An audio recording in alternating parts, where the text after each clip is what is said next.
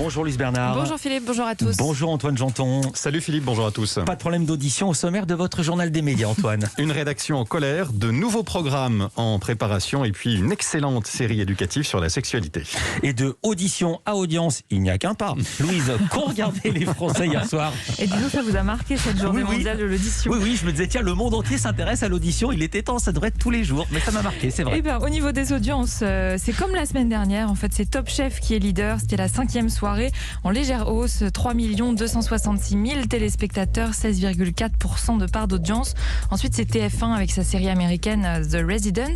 C'est la suite de la saison 3. C'est stable, 3 150 000 téléspectateurs, 14% de part d'audience. Et France 2, stable aussi. C'est la série française La Faute à Rousseau. 2 750 000 téléspectateurs, 12,3% d'audience. Donc pas de surprise. Et comme la semaine dernière.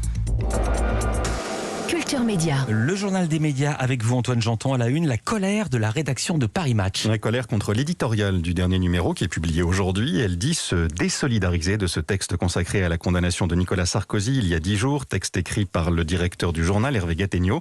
Un texte qui prend parti, selon la Société des journalistes et les syndicats du magazine, tous signataires d'un communiqué hier soir. Ils estiment que cet édito porte atteinte à Paris Match et à sa rédaction. Une colère qui rappelle celle de 2 autres rédactions, celle du Parisien et de Ouest France la semaine dernière. Elles avaient toutes les 2 critiqué les éditos rédigés sur le même sujet. 3 infos en bref et 3 programmes en préparation. Un documentaire d'abord, documentaire que prépare Netflix sur l'affaire Outreau. Vous vous en souvenez peut-être, ce fiasco judiciaire du début des années 2000. C'est La Voix du Nord qui dévoile l'information. Une équipe de tournage a contacté plusieurs élus locaux, dont le maire d'Outreau. Deuxième programme, un jeu dont on a déjà parlé ici, Lego Master sur M6. Il est renouvelé pour une 2e saison. Les audiences de la première ont été très bonnes, 3 200 000 téléspectateurs en moyenne. La production cherche actuellement des candidats, donc vous pouvez postuler déjà sur le site internet de la chaîne. Et puis 3e et dernier programme, une émission anniversaire.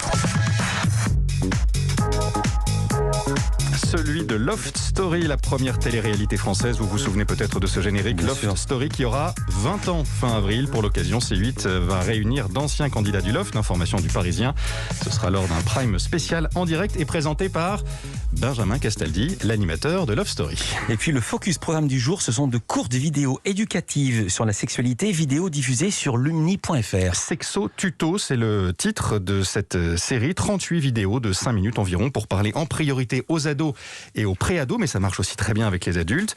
Comment bien mettre un préservatif? Qu'est-ce que le revenge porn? Comment embrasser? Voilà quelques-unes des questions auxquelles répond cette série dont chaque épisode a été validé par un comité d'experts.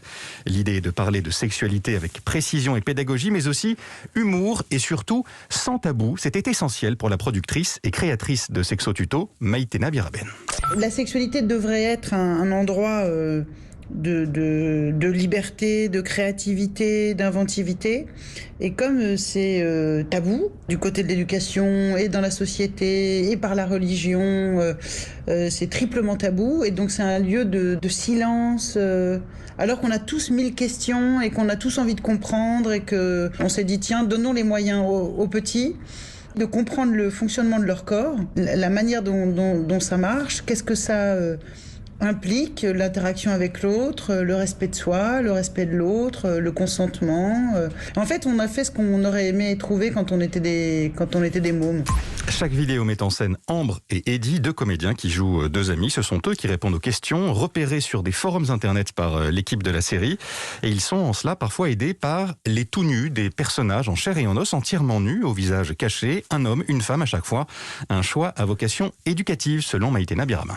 Comme on est dans un monde de l'image et qu'on est au 21e siècle et que nos mômes, ils ont accès aux films porno, qui voient de la nudité, autant leur montrer, mais de la nudité qui nous ressemble. Des corps nus, pas retouchés, on n'en voit quasiment pas. Et il faut montrer que les corps, ils sont divers. Donc vous voyez des corps, vous voyez des seins différents, gros, petits, sur la même personne, hein, un sein plus gros, un sein plus petit, des couleurs, noirs, blancs, asiatiques, vous voyez des formes, et c'est très important. Et d'ailleurs, on va jusqu'à montrer ce qu'on appelle joliment les organes génitaux, c'est-à-dire qu'on montre des sexes masculins et des sexes féminins. En ce qui concerne les sexes féminins, c'est la première fois. Maïté Nabirabin, que vous avez joint, Louise Bernard. Sexo Tuto, c'est à retrouver à partir d'aujourd'hui sur Lumni, la plateforme éducative de France Télévisions. La comédienne Adèle Haenel ne participera pas au César cette année. Oui, on se souvient de son coup d'éclat l'an dernier, quand elle s'était levée après un hommage rendu et une récompense décernée à Roman Polanski. Adèle Haenel, qui ne sera pas au César cette année, c'est ce qu'a révélé Marina Foïs dans C'est à vous. C'était mardi soir et c'est elle, Marina Foïs, qui va présenter la cérémonie.